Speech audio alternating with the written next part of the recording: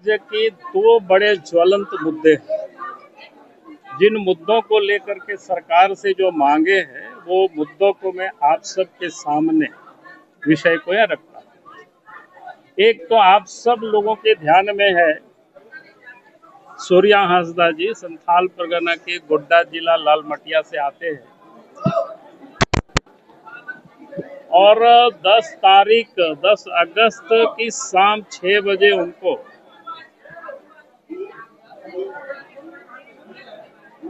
नावाडी गांव से और रिश्तेदार के यहाँ रुके हुए थे।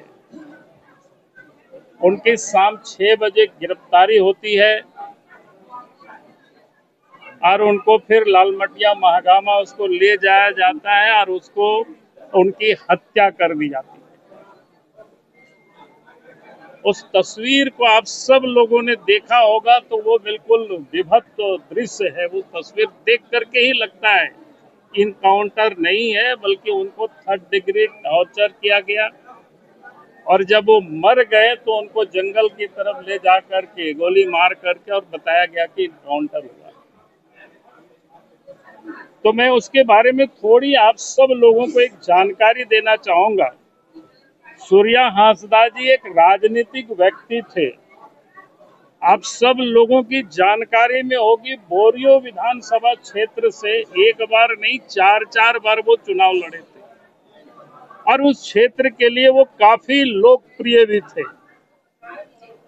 आज भी अगर आप उनके घर जाएंगे तो गरीब के बच्चे, असहाय बच्चे, अनाथ बच्चे 350-400 की संख्या में वहां रहते हैं।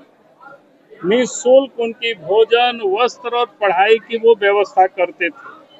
आज वो सारे लोग भी अनाथ हो गए। फिर उनका जो परिवार है एक सोशल है, सामाजिक है। उस परिवार गांव के भी वो प्रधान है, एक नहीं बल्कि 2 गांव के।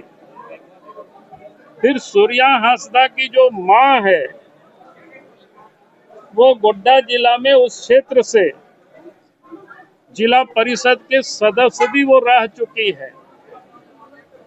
मैं इसलिए इस बात को कह रहा हूं क्योंकि वो परिवार राजनीतिक परिवार है, सोशल परिवार है और उनकी पत्नी, सूर्या हांसदा की पत्नी ECL में सर्विस भी करती है। सत्ताधारी दल में जो बैठे हुए लोग कहते हैं कि उनके ऊपर केस था, तो आप सबके जानकारी के लिए उनके ऊपर 24 केस था और 24 में से 14 केस से वो बरी हो चुके हैं और सूर्या के ऊपर 24 में से जो 15 केस था वो 2010 तक में था, यानी 2003-04 से 2010 के बीच में उनके ऊपर 15 केस था और 2010 से 20 के बीच में उनके ऊपर कोई केस नहीं था। जब झारखंड में हेमंत सोरेन जी के नेतृत्व में सरकार बनी तो उसके बाद 2020 से 2025 तक 9 केस और दर्ज किया गया।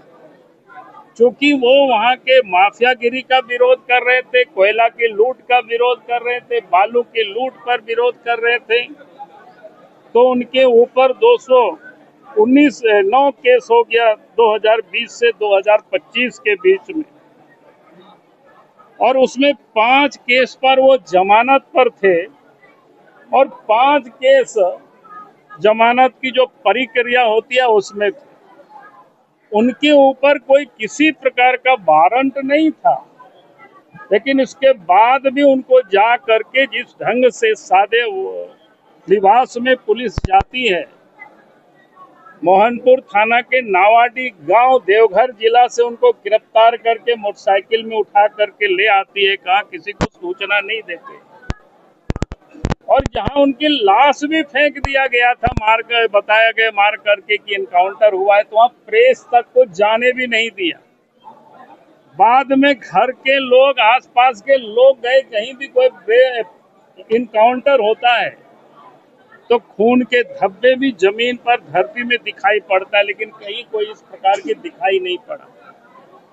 मैं ये कह सकता हूं कि उनकी हत्या हुई है और इसलिए पार्टी मांग करती है कि भाई एक सीबीआई से उसकी जांच होनी चाहिए।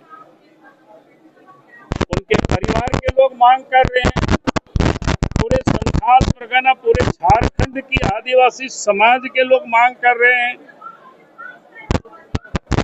कि उनकी जांच, निष्पक्ष जांच सीबीआई से ही संभव हो सकता है।